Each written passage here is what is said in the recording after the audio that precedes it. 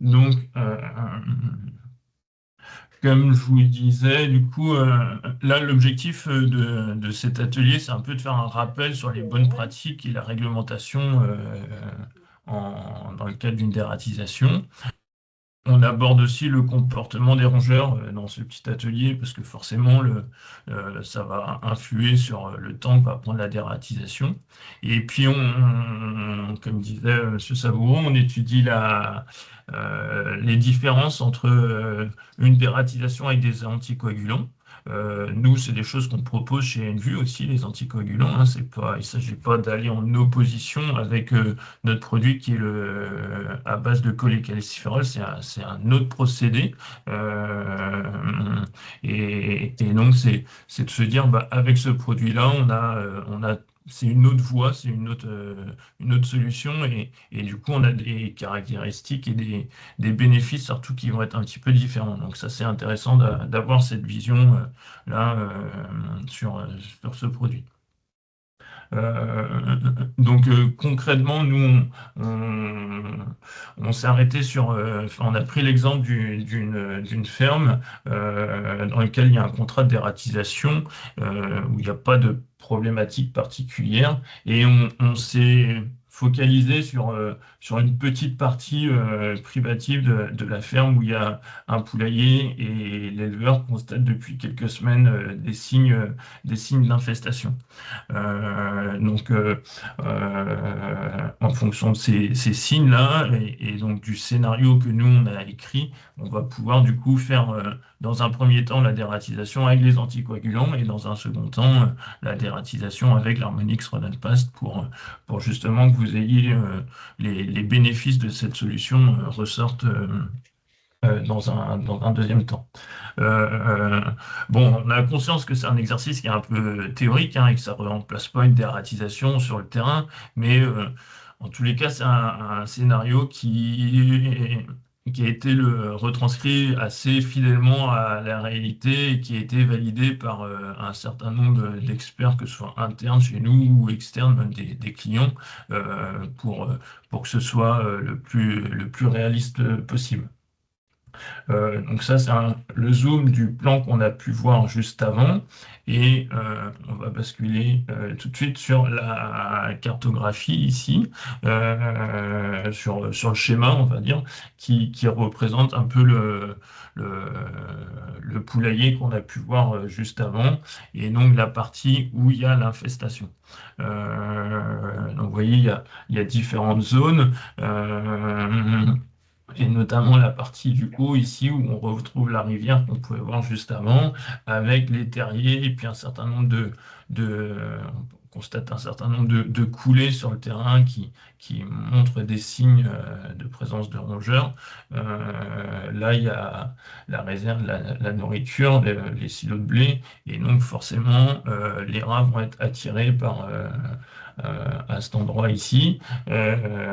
Également à cet endroit-là, puisque il y a le stockage de la paille et donc on peut voir des traces de passage aussi à cet endroit-là.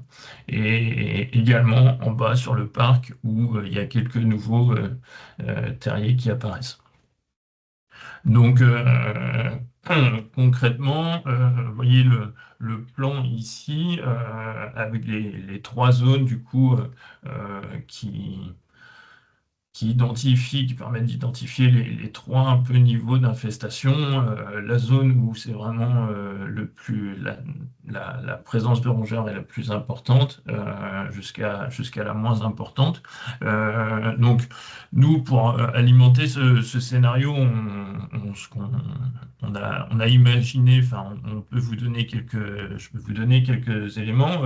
Nous, on a identifié à peu près une vingtaine de rongeurs sur le site. C'est du rat brun. Et donc, l'exercice va consister à faire la dératisation pour arriver au bout de, de la vingtaine de rongeurs. Euh, donc, les races pèsent en moyenne 300 grammes. Euh, c'est le poids moyen d'un rat brun, enfin, dans la fourchette même plutôt basse. Est-ce que vous savez, ce qui va être important, c'est que la quantité d'appât que le rat va manger par jour. Est-ce que vous savez combien de grammes par jour consomme un rongeur? Est-ce qu'il y en a qui ont un ordre d'idée ou... N'hésitez pas à vous démuter, peut-être, non, pour que tout le monde ait un micro coupé.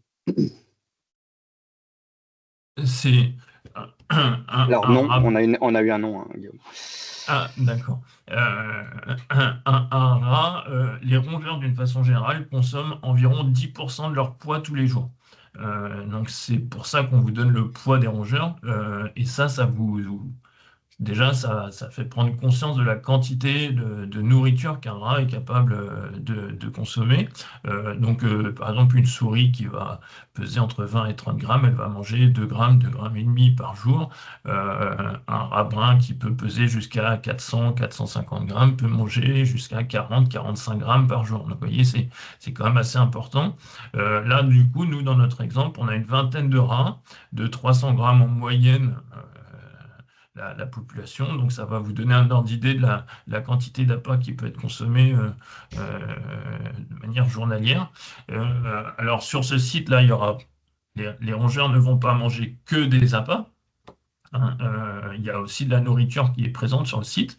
Et donc, on estime que même si on a des appâts, et sur le marché, on va retrouver des appâts quand même appétants, on estime qu'il y aura 50% de la consommation journalière qui sera de la nourriture présente sur le site et 50% qui seront des appâts qu'on aura mis dans les postes d'appâtage. Donc, ça va nous donner un ordre d'idée de la destruction des appâts après, une fois qu'on aura commencé la dératisation. Et donc, pour un site comme ça, du coup, on a une dizaine de postes d'appâtage pour couvrir le site. Alors, ce qu'on peut faire, c'est, je vais repasser en mode lecture. Si ça intéresse certains, on peut positionner les postes d'appâtage ensemble. Si certains ont des micros ouverts, je ne sais pas si... Bon, avant même ça, Guillaume, j'aimerais parler un petit peu de dose. Vous pouvez vraiment ouvrir vos micros, hein, tous, n'hésitez pas, c'est un format interactif. Moi, j'aimerais vous parler de dose raticide. Pour vous, c'est quoi la dose raticide aujourd'hui? Voilà, je pose la question, n'hésitez pas à prendre la parole. Quand on parle de dose raticide, souvent on entend un petit peu la quantité qu'on met dans les boîtes. Ça, c'est vrai. Mais, mais ce n'est pas uniquement ça. La dose raticide, c'est bien plus large. C'est le nombre de boîtes, quelque part, c'est la quantité d'appât qu'on va apporter total sur un site. Donc, ça va passer par plusieurs choses. Ça va passer évidemment, et je vous rejoins, par la quantité qu'on va remettre dans les boîtes, mais également par le nombre de boîtes totales qu'on va apporter sur ce site et aussi l'espacement qu'on va mettre. Et ça, c'est vraiment quelque chose que personne ne lit sur les étiquettes, l'espacement qu'on met entre les boîtes. On sait très bien qu'on écrit souvent les étiquettes et qu'elles malheureusement ne sont pas lues, mais c'est une notion importante. Ça va déterminer une dose quelque part par mètre carré qu'on va apporter sur des rongeurs qui va être différente entre un rat brun, un rat noir ou peu importe. OK? Voilà, C'est vrai que je te laisse. c'est l'erreur qui est faite aujourd'hui en dératisation. Vous m'entendez? Oui, oui, Oui, très bien sûr. bien. Ouais. Oui. En fait, je pense que c'est l'erreur qui est faite aujourd'hui en dératisation, c'est que les gens, pour traiter un local ou un site, vont plus aller avec des grosses quantités dans un C'est ça. endroit, et en fait, ça ne fonctionnera pas. C'est Il ça. vaut mieux augmenter, je pense, le nombre de postes d'appâtage en mettant moins d'appât dans les postes, quoi. Ouais, C'est tout à fait. ça, et c'est vraiment de le répartir. C'est à la fois la quantité qui est importante et à la fois la répartition aussi. Exactement. Ouais, c'est ça. Je vais vous montrer la préconisation d'Envu pour ce site. Donc c'est le poulailler, vous voyez, il fait 10 mètres de large par 6 mètres de longueur. Et sur ce site-là d'une soixantaine de mètres carrés, donc on a utilisé une dizaine de postes d'abattage pour couvrir l'ensemble du site en positionnant, en faisant à la fois une ceinture externe et interne, et en positionnant bien nos postes à chaque fois près des ouvertures. Ça, c'est vraiment deux points qui sont importants et qui vont permettre de bien cibler toute la zone. Et on peut voir que ici, près de la rivière, où il y a le plus de terriers et puis le plus de coulées, on a du coup 3 postes qui sont relativement bien placés. Alors, je fais une petite aparté par rapport aux terriers. Ce qui est important d'avoir en tête, c'est que sur le marché, il y a un certain nombre de produits qui ont des homologations dans les terriers. Donc ça, tous les produits ne peuvent pas être utilisés dans les terriers.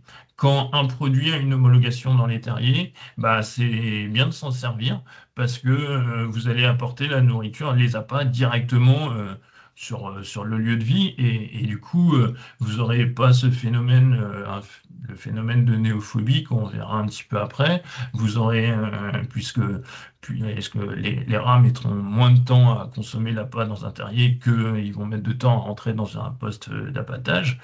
Ça paraît logique. Et au moins, vous avez plus de chances d'avoir un maximum d'individus de la colonie, quoi. Donc, dans les produits aujourd'hui dans votre gamme qui sont autorisés dans les terriers, vous avez notamment l'Harmonix Rodent Past. On y reviendra un petit peu après quand quand on proposera cette solution. Donc maintenant que vous avez vu le poste, notre plan d'appâtage, on va faire un petit focus sur le fonctionnement des anticoagulants. Donc, je vous disais, un rat de 300 grammes va consommer 30 grammes par jour, 10% de son poids. S'il y a de la nourriture sur le site, et c'est forcément le cas dans une ferme où vous allez avoir de la céréale stockée, enfin plusieurs sortes de concurrence alimentaire, il va consommer 15 grammes d'appât par jour. Il est très probable qu'avec la majorité des anticoagulants de seconde génération que vous pouvez avoir dans votre gamme, les 15 grammes d'appât par jour vont suffire largement à ce que le rat atteigne sa DL50. La DL50, vous savez, c'est l'unité de mesure qui va nous permettre de mesurer, enfin de valider le fait que les rongeurs vont mourir. Même si les rongeurs atteignent leur dose létale dès le premier jour, les anticoagulants, c'est le principe même des anticoagulants, il n'y a pas de mortalité immédiate pour éviter la méfiance des autres rongeurs. Il y a un délai qui est en moyenne de 5 à 7 jours. Donc c'est un effet retard qui est important pour pas que les rats associent la mortalité d'un congénère à la nourriture. Et qu'est-ce qui se passe pendant ce délai-là? Eh ben, les rongeurs continuent de consommer tous les jours la dose d'appât, vont continuer de consommer tous les jours des appâts jusqu'à leur mortalité. Donc, c'est une période du coup où il y a durant 4-5 jours la destruction d'appât qui n'est pas forcément nécessaire puisque le rongeur en question a eu sa dose létale, mais et ça prive les autres rongeurs surtout de nourriture sur le site, quoi. Donc ça, c'est important d'avoir ça en tête. Donc concrètement, là, quand on va du coup positionner nos postes d'appâtage qu'on a pu voir tout à l'heure, on va du coup les alimenter. Donc comme disait Bachir, ce qui est important, c'est de bien calibrer la quantité de nourriture par rapport à la fiche technique, par rapport à tout à l'étiquette du produit. La majorité des produits qui sont sur le marché, les fournisseurs préconisent environ 100 grammes par poste d'appâtage. Ça va être le cas, par exemple, de la diphéthialone que vous pouvez avoir dans votre gamme. Ça va être le cas de plusieurs matières actives où on préconise 100 grammes par poste d'appâtage. Donc, étant donné qu'on a 10 postes d'appâtage, on va utiliser du coup 1 kilo pour alimenter l'ensemble des postes d'appâtage. Euh, Ouais, 100 grammes, moi j'entends souvent 100 grammes, c'est énorme. J'ai plutôt tendance à entendre ça. Bon, effectivement, on peut mettre moins, mais on voit bien qu'on ne va pas apporter assez d'appât pour. On a une vingtaine de rongeurs qui vont consommer une certaine quantité. On voit bien qu'on n'apporte pas assez d'appât pour tous les atteindre. Et le risque, c'est juste de repousser la dératisation. Une bonne dératisation, je dirais les 2 premiers passages, c'est les passages clés où il faut être en surplus baiting, c'est-à-dire qu'il faut apporter plus de quantité presque que nécessaire, plutôt que d'être justement sur des quantités très faibles où on risque de tuer quelques rongeurs qui continuent de faire leur vie, en fait, de se C'est reproduire. ça. Tout à fait. Je t'en prie. Une fois qu'on a alimenté nos postes, du coup, il va falloir surveiller ces postes d'appâtage. Donc là, c'est pareil, selon les espèces, si c'est rat ou souris, ça va pas être forcément le même délai, mais on est parti sur une moyenne de 7 jours. Donc on se dit, on va revenir surveiller les postes d'appâtage la semaine d'après. Euh, Qu'est-ce qui s'est passé dans ce délai de 7 jours? Et ben, probablement que les 2 premiers jours, il ne s'est pas passé grand-chose parce qu'on a mis des postes d'appâtage, neufs ou pas neufs, mais les rats sont plutôt méfiants, ils n'ont pas l'habitude de voir ces postes d'appâtage-là, donc ils ne vont pas forcément rentrer à l'intérieur des postes. Mais à partir du 3e jour, les rats vont commencer à rentrer et surtout commencer à consommer. Et donc, du 3e jour au 7e jour, ça fait donc un délai de 5 jours en moyenne. Si on revient à nos notions de tout à l'heure, 15 grammes d'appât toxique par rat, sur 5 jours, ça fait donc 75 grammes. Et si sur la vingtaine de rongeurs, il y en a 10 qui rentrent dans les postes d'appâtage, au bout d'une semaine, vous pouvez avoir déjà 700, près de 700 grammes d'appât qui vont disparaître, qui vont sortir des postes et qui seront consommés, quoi.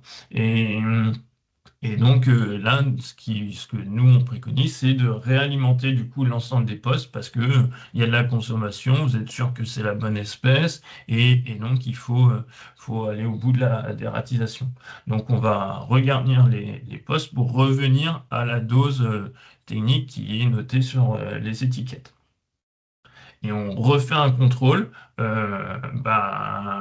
7 jours plus tard, un 3e passage. C'était une question que j'avais, Guillaume, aussi là-dessus, un petit peu les Oui, intervalles de passage, un petit peu. Aujourd'hui, tu vois, c'était la question que je voulais un peu poser sur les intervalles de passage aujourd'hui. Est-ce que c'est plutôt une semaine, 2 semaines? Enfin, en tout cas, nous, clairement, on préconise des intervalles à une semaine. C'est d'ailleurs ce qui est donné sur les étiquettes produits, aussi, sur les réglementations. Souvent, j'entends sur le terrain, moi, je passe une fois toutes les 3 semaines, une fois par mois, enfin, selon les contrats. C'est pareil, on peut passer une fois par mois. Mais je veux dire, si on veut faire une bonne dératisation, en tout cas avec quand même une population assez forte, un passage par mois, c'est clairement insuffisant. C'est clairement insuffisant. Au minimum, un passage par semaine. Certains étalent un peu plus, mais je veux dire, au niveau de la réglementation, c'est clair, c'est un passage par semaine. Et en tout cas, derrière, l'étaler plus, c'est un risque que l'infestation ne soit pas contrôlée, qu'elle s'étende dans le temps pour la contrôler. et c'est prendre le risque de laisser un moment ou un autre des postes vides. Et donc, du coup, des rongeurs qui n'ont plus accès à des appâts, quoi. Tout à fait. Donc, effectivement, c'est une bonne précision. Et là, quand on repasse au 14e jour, et ben, là, on est vraiment dans le pic de la dératisation. On a plus cette notion de néophobie puisque qu'on pouvait avoir la première semaine. Là, du 7e jour au 14e jour, tous les rongeurs, en tous les cas, qui rentrent dans les postes d'appâtage, ils consomment des appâts. Donc là, ça va aller vite. Si on a 7 jours de consommation à 15 grammes en moyenne par rongeur, ça fait une centaine de grammes. Et si sur la vingtaine, vous en avez toujours une dizaine qui rentrent, hein, vous savez, les rats, ils vont pas tous venir en même temps dans les postes d'appâtage. Il y aura différentes phases en fonction des rats, s'ils sont plutôt dominés ou s'ils sont plutôt dominants. Mais là, cette troisième semaine, vous avez le gros de la colonie qui va accéder à la nourriture. Et donc là, on estime que quasiment toute la nourriture du site sera consommée et qu'il va falloir regarnir à nouveau pour alimenter l'ensemble des postes. Et là, on a fait le gros de la dératisation. On peut contrôler encore une semaine après, ça pour être sûr d'éliminer tous les rongeurs. Et cette semaine-là, eh ben, entre le 14 et le 21e jour, vous avez probablement que là, à ce moment-là, précisément, tous les rongeurs ont probablement atteint leur dose létale. Mais vu que vous avez toujours un peu d'appât de consommer, parce il y a probablement des rongeurs vers le 14, 15, 16e jour qui continuent de manger. Et ben, nous, ce qu'on préconise, c'est tant que les appâts sont consommés, il faut renouveler parce que ça évite que vous avez toujours un dernier rongeur qui va rester sur le site. Donc, si on veut être sûr d'aller au bout de la dératisation, il faut continuer d'alimenter les postes d'appâtage. Et là, donc, on a estimé que c'était environ encore 300 grammes qui pouvaient sortir des postes d'appâtage et disparaître. Donc voilà un petit peu pour cette première partie là sur les anticoagulants. Et donc le, la la quantité totale d'appât qui va être nécessaire pour une dératisation d'une vingtaine de rats, en moyenne de 300 grammes, hein, je vous rappelle, ils consomment 10% de leur poids, c'est-à-dire 30 grammes, avec la moitié d'appât de nourriture présente sur le site, la moitié d'appât toxique, donc 15 grammes par jour, multiplié par un délai de 5 jours en moyenne de consommation d'appât, puisqu'ils sont pas la mortalité n'intervient pas tout de suite sur les anticoagulants. Donc ça fait environ 3 kilos d'appât pour aller au bout de la dératisation sur environ 3 semaines. 4 passages. Et là, sur le graphique ici, vous voyez bien la courbe hein, de consommation qui monte crescendo et un plateau qui sera atteint vers le 10-11e jour. C'est là où vraiment il y a le pic de consommation parce que vous avez des rongeurs qui vont progressivement s'habituer au poste d'appâtage et qui vont commencer à rentrer dans les postes d'appâtage. Celui qui est rentré au 5e jour, et ben, il continuera de consommer jusqu'au 9, 10, 11e jour, ça c'est tout à fait possible. Et celui qui rentrera qu'au 8e jour, et ben, il consommera aussi à cette période-là et un peu plus loin d'ailleurs. Mais la population chutera que à ce moment-là en 2 temps. Ça, c'est quelque chose qu'on observe très très bien dans les différents essais qu'on peut faire. Vous avez souvent des fois une première vague et puis après une deuxième vague quelques jours plus tard. Et donc, on peut s'apercevoir que la consommation se fait jusqu'au 17-18e jour et que la population chute vraiment à ce moment-là. Mais tout ça pour vous expliquer que c'est assez long à se mettre en place, quoi. Donc nous, dans notre gamme, aujourd'hui sur le marché, l'essentiel des produits de dératisation fonctionne sur le principe des anticoagulants. C'est aussi le cas chez nous, on a plusieurs solutions en anticoagulants, mais dans votre référencement, on n'en a qu'une, c'est le Racumin-Foam. Donc on n'est pas sur un appât traditionnel, puisque là c'est la mousse de la mousse qu'on va mettre sur les zones de passage et les rongeurs vont rentrer en contact avec le produit lorsqu'ils vont passer sur un IPN, par exemple, sur des poutres, là où vous allez mettre le produit. Et, la mousse, elle va coller à la peau et par réflexe de nettoyage, les rongeurs vont consommer même en consommant une toute petite partie, auront leur dose létale, puisqu'on est sur un produit qui a 4000 ppm, donc c'est un produit qui est extrêmement concentré. Euh, J'en ai fini pour la partie sur les anticoagulants. Je ne sais pas si vous avez des questions. Non, c'était clair. J'ai appris des choses, donc c'est pas mal. Merci. On reviendra. On pourra y revenir après, effectivement. Et du Juste coup, peut-être pour compléter, si vous voulez bien, juste pour un Oui. titre indicatif, C'est bon aussi. on parlait tout à l'heure d'avoir une idée du nombre de postes d'appâtage dans une exploitation, dans un élevage. Là, on avait un exemple, je crois qu'il y avait une grosse dizaine de Ça. postes d'appâtage sur une petite surface finalement. Je ne me souviens plus exactement de la taille du poulailler, mais sur une petite surface. Pour Oui. illustrer ça, on a mis en place ici, à côté là, chez un éleveur pas loin du siège de Montmorillon, un plan de dératisation avec mise en place à la fois des postes et des appâts parce qu'il était complètement débordé. Hein. Alors, les rats, on les voyait courir un peu partout. Donc, c'était une exploitation avec trois rangées de bâtiments, 2 rangées où il y avait des animaux et une rangée de stockage de foin, de fourrage. On a mis une 60aine de boîtes tout autour. Voilà, donc ça Ouais. donne l'idée Ça va qu'effectivement, vite, quand on a un problème de rats dans un élevage et qu'on utilise 3 ou 4 boîtes, forcément, ça peut pas suffire. Ouais, clair. tout à fait. Voilà, c'était C'est juste pour clair. illustrer un peu plus. Ouais, c'est un super exemple. Ouais, merci. Ouais. J'avais une question Ouais, un peu merci. plus sur le côté préventif, parce que là, évidemment, quand on voit les rats, on sait qu'il y en a, et je dirais que quand on les voit, on sait qu'il y a du monde derrière. Le fait d'en mettre tout au long de l'année, c'est souvent ce qu'on conseille, de ne pas laisser de boîtes d'appâtage vides, d'en mettre toute l'année. Est-ce que le produit a la même efficacité si effectivement, alors il est à l'intérieur d'une boîte, on est d'accord, ça c'est dans le meilleur des cas. Dans le pire des cas, l'appât a été mis directement au sol ou sur le muret, enfin bon bref, ce qu'on voit quand même assez régulièrement. Qu'est-ce qu'on peut garantir, entre guillemets, comme durée d'action du produit? Alors déjà, il y a la réglementation, on est toujours obligé, on est toujours obligé de la rappeler un petit peu, c'est qu'il y a un peu des choses. On a 35 jours, mais un appât, même physiquement, physico-chimiquement, j'ai envie de dire, il va être appétant pendant 3-4 mois. C'est conseillé de changer, on va dire, je parle d'une durée de vie d'appât, hein, même si voilà, on décide de refaire une réévaluation, on voit qu'on est toujours une infestation, on respecte la réglementation, bien évidemment.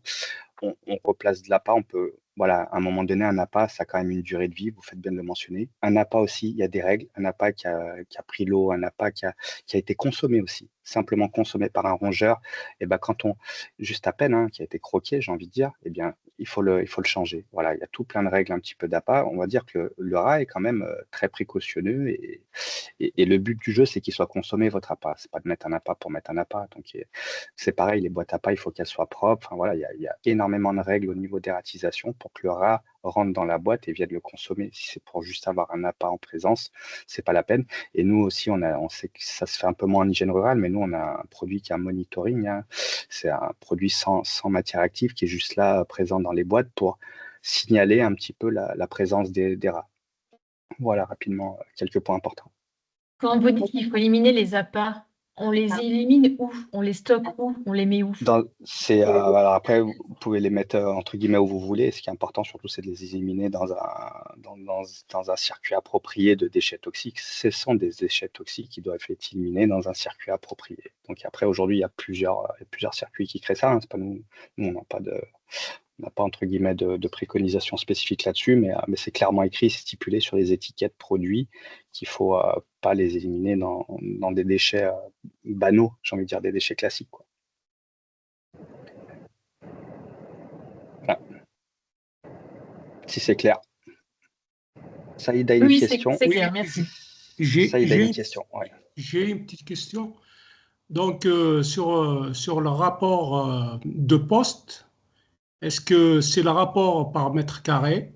Parce que je vois là, c'est 10 pour une soixantaine de mètres carrés. Oui. Bien, il y a aussi le rapport de nombre vu de rats, par exemple, parce que s'il y a une population assez importante, ou bien parce que là aussi, j'ai vu, il y a plusieurs ouvertures, donc on met à chaque fois où il y a des ouvertures, extérieures en même temps, intérieures. Donc ma question, est-ce que c'est plus par mètre carré ou bien c'est plus par ouverture qu'on met plus de postes? Est-ce qu'aussi le rapport, par exemple, de la population, si la population est assez importante, on rajoute, Oui. on rajoute Effectivement. Guillaume, tu veux peut-être remettre le plan et si tu peux, je peux Oui. commencer à répondre. Si tu veux répondre, tu réponds. Mais... Oui, effectivement, Saïd, c'est une bonne remarque. On a, alors, je vais rester sur ce plan-là parce que Voilà, tout à fait. pour pas tout remonter, c'est un peu les trois réponses en fait, hein. Effectivement, la surface va compter. Nous, par exemple, sur nos produits, alors, en général, sur le marché, c'est entre 5 et 10 mètres, la distance entre deux postes d'appâtage. Alors, on sera plutôt à 5 s'il y a une forte présence de rongeurs. On peut Ça. se permettre d'être à 10 si la pression elle est un peu plus faible. S'il y a plusieurs... là, ici, vous voyez, il y avait les trappes pour l'accès au parc des volailles. Donc, s'il y a plusieurs trappes comme ça, bah, on pourra mettre un peu plus de postes d'appâtage. Mais il n'y a pas... chaque cas va être forcément un peu différent et unique et il faudra essayer de combiner à la fois tenir compte de la surface, des ouvertures dans les bâtiments et de la pression effectivement des Ouais. rongeurs. Si je peux compléter, Guillaume, effectivement, pour moi, c'est déjà dans un premier temps de voir d'où vient la menace. Si on reprend ce plan-là, on voit que la menace, on voit où sont les zones de terrier et la menace, elle est là et on voit la zone qu'on veut protéger. Protéger, c'est le bâtiment. On va protéger les endroits par où vont passer les rongeurs, ça va être par les ouvertures, hein. Je veux dire, voilà. Et donc, on va créer ce qu'on appelle une ceinture de protection de la zone à protéger. Ça ne sert à rien d'aller créer une ceinture à l'autre bout du bâtiment. Si les rongeurs viennent de la droite, ça ne sert à rien d'aller créer une ceinture à gauche. Je schématise un peu, je grossis le trait volontairement. Mais dans l'esprit, on part de là. On part menace, de zone à protéger. On crée une ceinture, c'est quelque part une protection, hein, ces boîtes. Et après, derrière, effectivement, c'est la quantité au sein de ces boîtes qu'on va mettre qui sera suffisante pour aller tuer. On est dans une stratégie d'appâtage. Il faut attirer. Pour attirer, il faut être au bon endroit. Il faut avoir un appât aussi appétant. C'est les deux grandes conditions. Okay. Merci, Bachir. Merci pour la réponse. Je vous propose maintenant à présent de regarder le mode d'action du cholécalciférol, hein. Le cholécalciférol, donc c'est le produit que vous avez dans la gamme sous le nom Harmonix Rodenpast. Et pourquoi c'est important de s'arrêter sur ce produit-là? C'est parce que ce produit-là, il a un mode d'action qui est vraiment très particulier et très différenciant par rapport aux anticoagulants classiques qui sont utilisés depuis quand même pas mal de temps sur le marché et que dans l'ensemble, maintenant, tout le monde connaît un peu les bénéfices des anticoagulants. C'est moins le cas sur l'Harmonix Rodenpast parce que c'est une solution qui est beaucoup plus récente sur le marché. Alors, pour faire simple, l'Harmonix Rodenpast, c'est un produit qui va agir par hypercalcémie. On va apporter une très forte dose de calcium qui va être mortelle pour les rongeurs parce qu'on va être en surdose de calcium et ça va venir calcifier, c'est-à-dire solidifier les organes vitaux, le poumon, les reins, les foies et le foie. Et le bénéfice de ça, dans le cadre d'une dératisation, c'est qu'il y a un effet coupe-faim qui, du coup, parce que les organes sont solidifiés, il y a un effet coupe-faim qui intervient dans un délai de 24-48 heures. Ça ne va pas jouer sur la vitesse, vous voyez très peu en tous les cas, sur la vitesse de mortalité des rongeurs. On dit que sur un anticoagulant, les rongeurs meurent entre 5 et 7e jour, au 6e jour en moyenne. Là, ça va être entre le 4 et le 6e jour. Donc ça n'a pas joué tant que ça sur la rapidité de mortalité des rongeurs, mais par contre, ça va jouer énormément sur la consommation des appâts sur le site, puisque les rongeurs vont consommer uniquement 24-48 heures, et nous, pour notre exercice, on est parti sur la moyenne plutôt haute, 48 heures, pour que ce soit des données pour vous qui soient fiables. Oui, c'est vrai qu'on est toujours, enfin, on est toujours sur une mortalité décalée, hein, en effet retardée, parce qu'on la souris, à la limite, on a moins ce problème-là, elle a moins de... Mais on a ce phénomène, donc tu l'as mentionné, de néophobie, de peur de la nouveauté, surtout d'association de l'aliment à la mortalité. Est-ce que vous savez un petit peu combien de temps un rongeur il va associer une cause à une mortalité? S'il y en a un qui a la réponse, levez la main. Saïd, il a toujours la main levée, donc je pense qu'il doit avoir la réponse, mais non, non, non, je pense qu'il a toujours la main levée. Non, blague à part, c'est à 24 heures. En général, un rongeur, un rat surtout, il va associer pendant 24 heures une mortalité. Donc c'est pour ça qu'un poison, on va dire un produit toxique, il doit agir au bout de 3-4 jours pour effectivement tromper ça, sinon il ne consommerait plus. Voilà, je t'en prie. L'intérêt de ça, c'est que si vous avez un rongeur qui consomme du produit que pendant 1 à 2 journées par rapport à 5 ou 6 jours, et ben, vous aurez du coup de la nourriture qui va être beaucoup plus rapidement disponible pour les autres rongeurs pardon, qui, dans le cadre des anticoagulants, n'auraient pas eu forcément accès à la nourriture. Les rats dominés s'accaparent un poste d'appâtage, les autres rats, dans le cadre avec un anticoagulant, les autres rats ne peuvent pas rentrer dans le poste d'appâtage. Là, le fait d'avoir cet effet coupe-faim, et vous allez rendre la nourriture beaucoup plus rapidement disponible. Donc, si on revient sur notre plan de dératisation, on repart sur le même scénario que tout à l'heure avec le même nombre de postes d'appâtage et le même plan de dératisation. Et la dose que nous, on préconise sur ce produit-là, elle sera exactement identique à l'anticoagulant de tout à l'heure. Donc, c'est également 100 grammes dans chacun des postes, fois les 10 postes d'appâtage qu'il y a sur le site. Ça fait 1 kg d'appât en tout qui seront nécessaires la première fois. Ce qui va vraiment changer, c'est lorsqu'on va passer au bout de 7 jours, puisque on aura toujours, alors ce qui ne changera pas, c'est ce phénomène de néophobie, hein, un jour ou deux, il va rien se passer, les rongeurs vont être méfiants, ils vont pas rentrer dans les postes d'appâtage, et à partir du 3e jour, ils vont venir consommer. Mais par contre, dans le cas ici d'une dératisation avec l'Harmonix Rodenpast, le rat, il va commencer à consommer au 3e jour. Il reviendra probablement consommer au 4e jour s'il n'a pas son effet coupe-faim, mais le 5e jour, il aura arrêté de manger. Et donc, quand tout à l'heure, avec les anticoagulants, on avait 5 jours de consommation en moyenne par rongeur, là, on n'aura que 2. Si on reprend les mêmes données que tout à l'heure, le rat qui pèse 300 grammes, qui mange 30 grammes par jour, dont 15 grammes d'appât toxique, multiplié par 2 jours, ça fera que 30 grammes. Et s'il y a une dizaine de rongeurs qui rentrent dans les postes d'appâtage pour consommer, ça fera 300 grammes de consommer la première semaine, et donc qui fera regarnir derrière.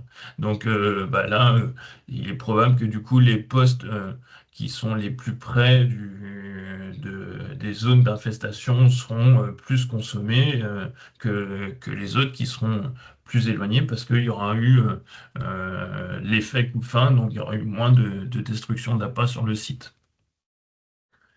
Et quand on va repasser au 3e passage, la 2e semaine, la 3e semaine, du moins, au 14e jour, et ben on aura toujours ce même calcul, 15 grammes d'appât par rongeur, multiplié par 2 jours avant d'avoir l'effet coupe-faim, ça fait à nouveau 30 grammes, fois la dizaine de rongeurs qui restent sur le site, ça fera à nouveau 300 grammes d'appât détruit qu'il faudra remplacer.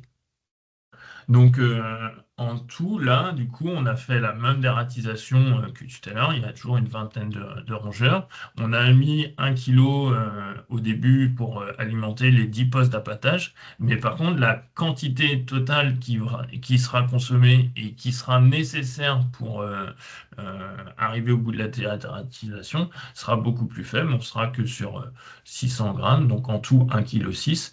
Et la dératisation sera faite en 2 semaines, en 3 passages, à la place de tout à l'heure 4 passages et 3 semaines. Donc ça, c'est vraiment ça.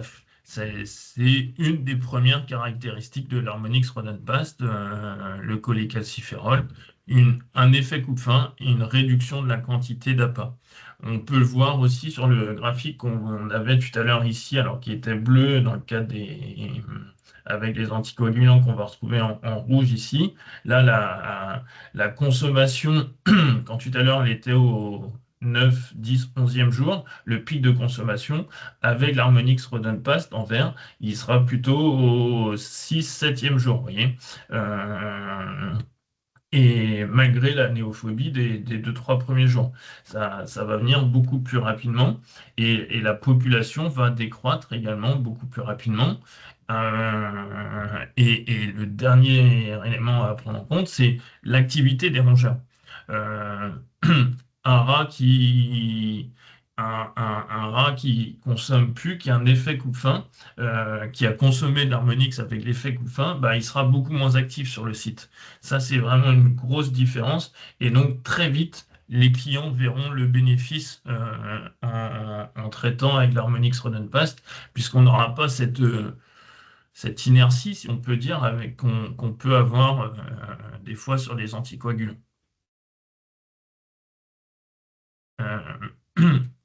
Est-ce que c'est clair pour tout le monde? Est-ce qu'il y a des questions par rapport à ce point?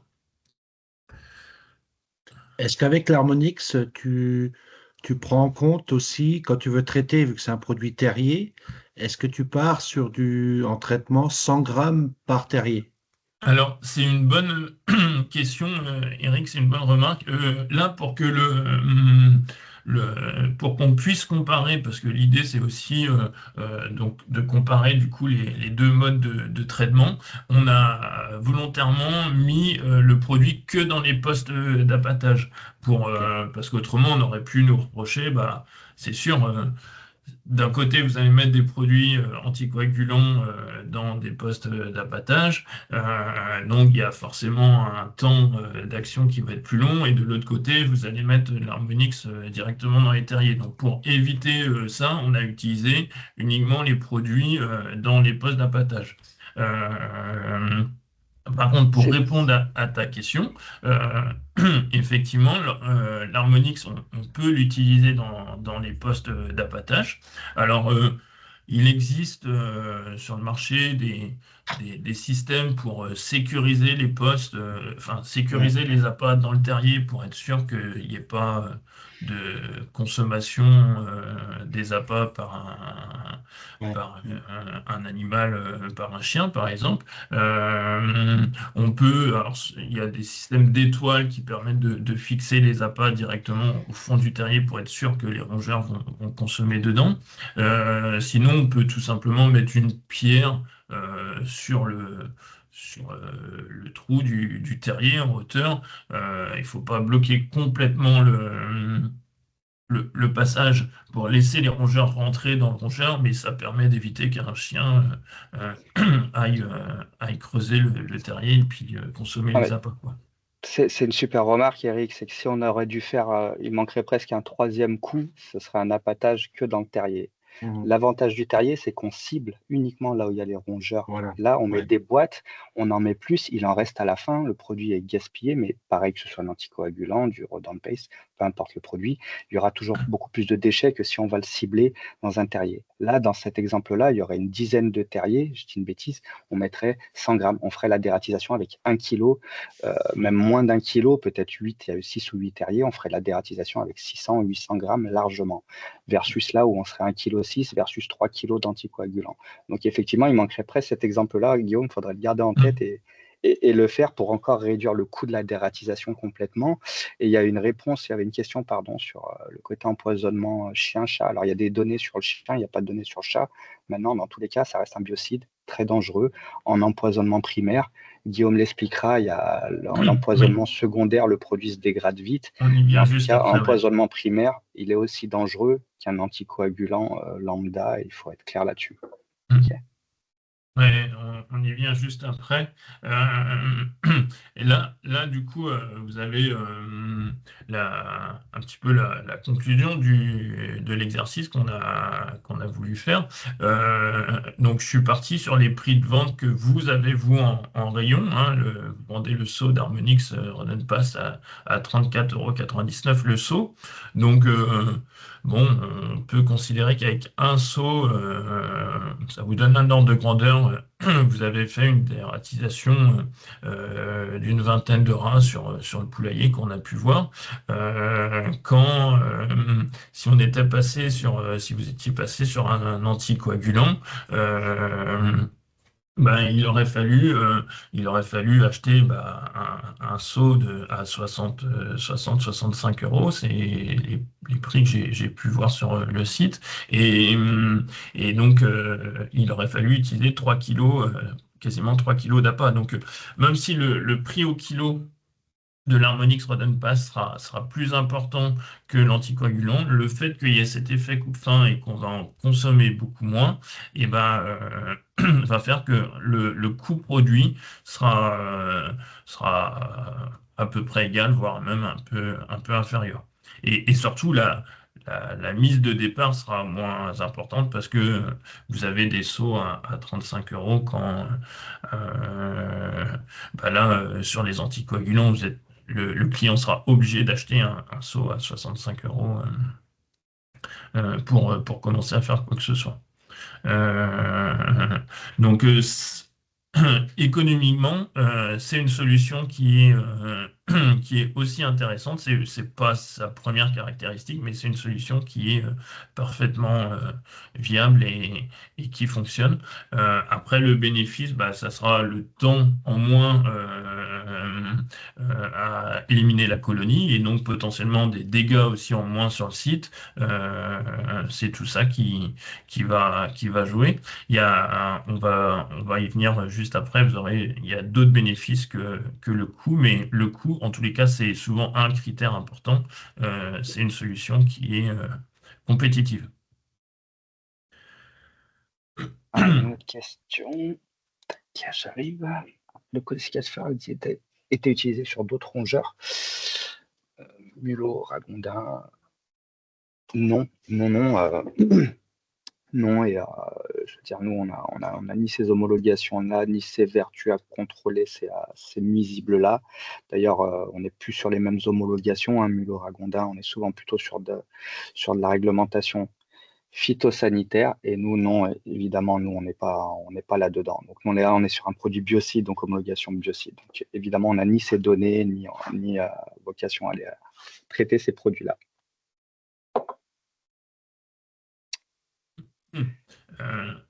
Je profite de l'atelier là pour faire un petit focus supplémentaire. Tiens, pourquoi je suis bloqué?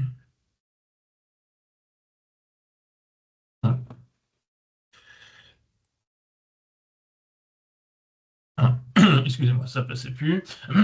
Sur la notion d'empoisonnement primaire et la notion d'empoisonnement secondaire. Ça, c'est des choses qui sont importantes d'avoir en tête. C'est quoi un empoisonnement primaire et c'est quoi un empoisonnement secondaire? Un empoisonnement primaire, c'est lorsque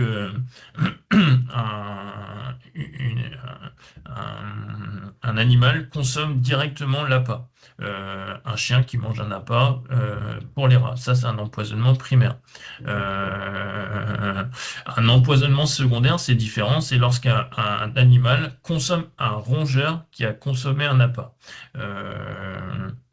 Ça peut être une chouette, ça peut être n'importe quelle espèce. Donc ça, c'est vraiment deux données différentes. Et en fonction du type d'empoisonnement, il va falloir réagir différemment. les empoisonnements primaires avec l'Harmonix Rodent Paste sur tout ce qui est volatile sont extrêmement faibles, puisque les volatiles, on a pris l'exemple d'un canard par exemple, ne sont pas sensibles au cholécalciférol et vous voyez, il faudrait qu'un canard d'un kilo consomme plus de 2 kilos d'appât pour atteindre sa dose létale. Ils vont pas stocker le produit dans leur corps, ils ne seront pas sensibles au risque d'empoisonnement secondaire. À l'inverse, un chien qui va consommer des cadavres de rats ou de souris qui ont consommé de l'Harmonix Rodent Paste, bah, pareil, le risque est extrêmement faible puisque on avait fait les calculs, il faudrait quasiment 10 000 souris pour que le chien atteigne sa dose létale.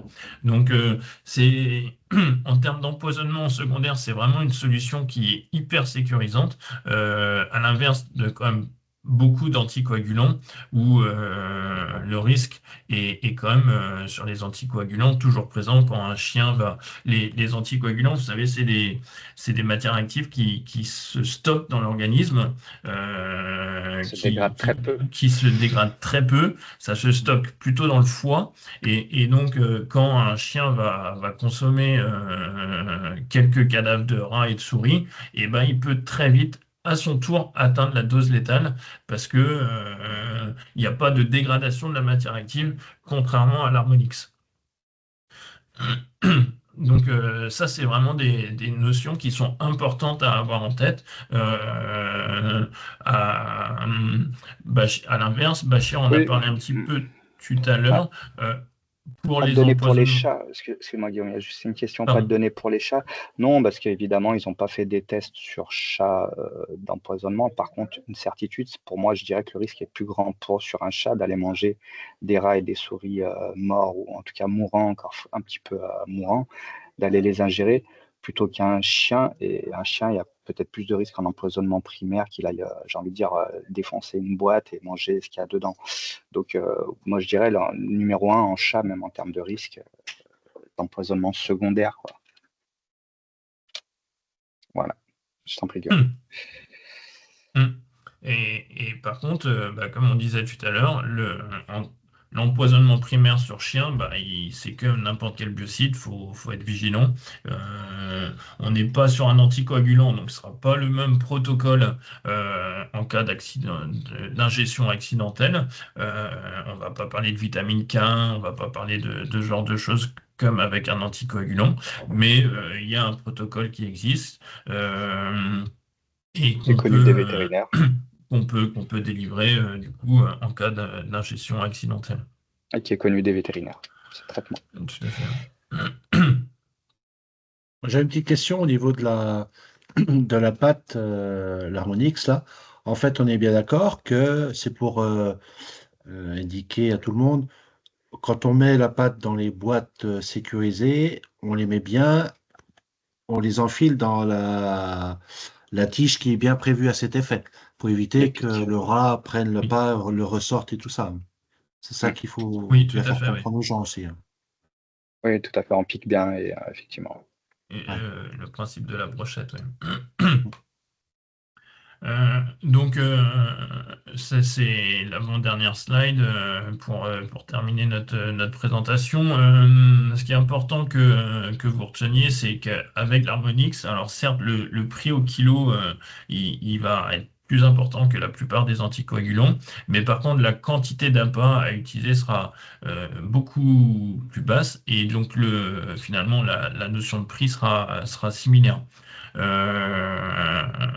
Avec un anticoagulant classique. Vous allez gagner du temps dans votre dératisation, ça c'est clair, parce qu'il y aura plus rapidement de la nourriture disponible pour les autres rongeurs et vous irez plus vite. Et, et le risque d'empoisonnement secondaire sera beaucoup plus limité. Il faut savoir, par exemple, qu'en Angleterre, dès qu'on fait une dératisation en hygiène rurale en extérieur, les prestataires ont l'obligation d'utiliser de l'Harmonix Rodenpast parce que, encore une fois, le risque d'empoisonnement secondaire avec les anticoagulants est quand même est beaucoup plus important, quoi. Alors, souvent, on me demande, oui, mais du coup, dans quel cas je peux utiliser l'Harmonix Rodenpass? Ça, c'est souvent une question qui revient. Et ben, moi, je dirais du coup, naturellement, il y a deux réponses assez, entre guillemets, simples. Vous avez quand même un certain nombre de clients qui peuvent vous remonter régulièrement des phénomènes de résistance qu'il peut y avoir avec les anticoagulants. Et là, clairement, avec l'Harmonix, le fait que ce soit une nouvelle solution sur le marché, il n'y a pas de résistance sur ce produit-là. Et son mode d'action, le fait et c'est un produit qui se stoppe pas dans l'organisme, on est quasiment sûr de nous en disant que à l'avenir, il ne pourra pas y avoir de résistance à se développer parce que les rongeurs ne pourront pas s'habituer à ce mode d'action.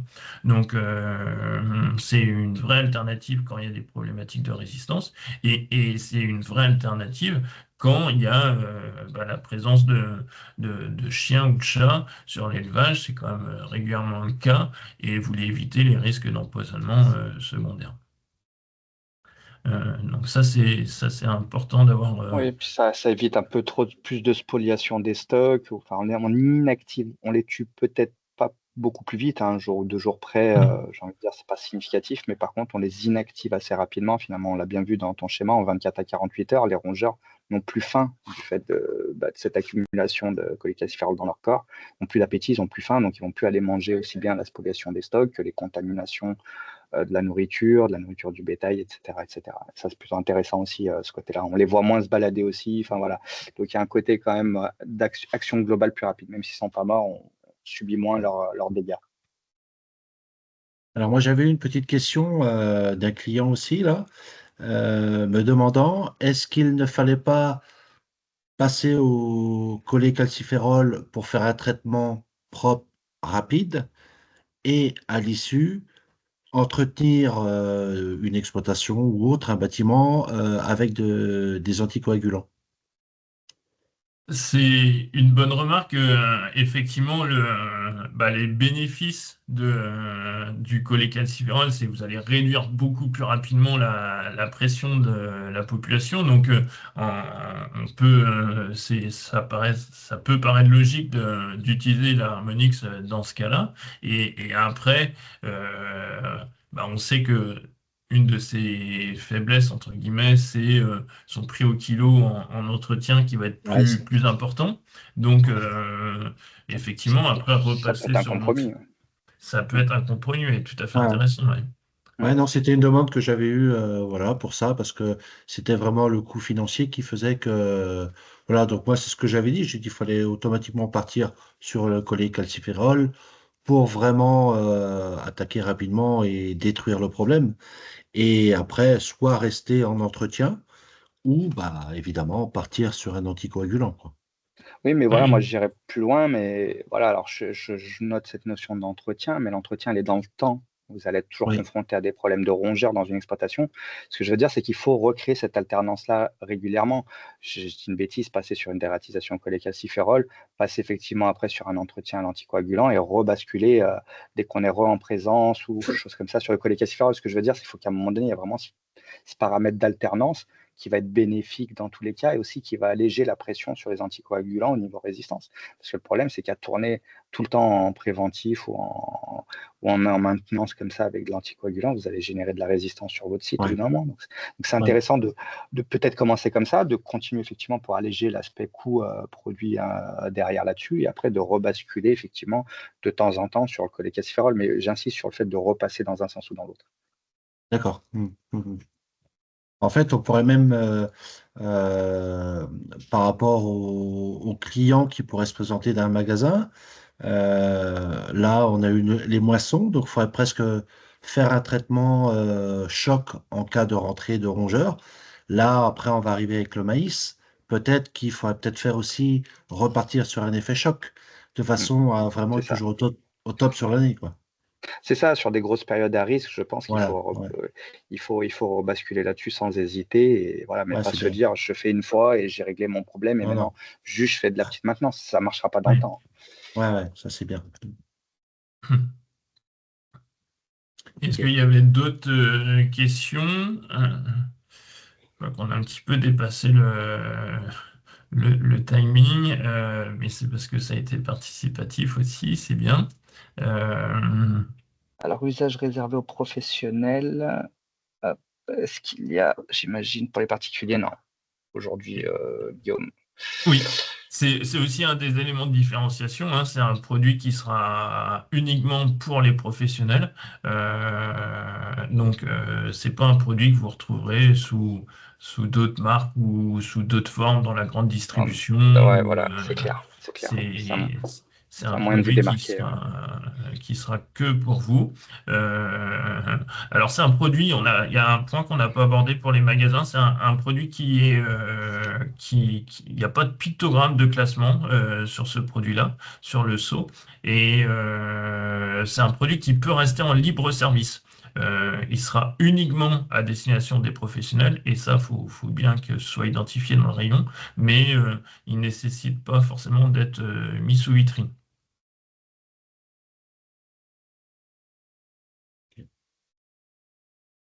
Super, merci en Est-ce tout cas qu'il pour y toutes a ces questions. une autre question Non. pour finir? En tout cas, pas dans le chat. Tac. On va peut-être pouvoir arrêter là.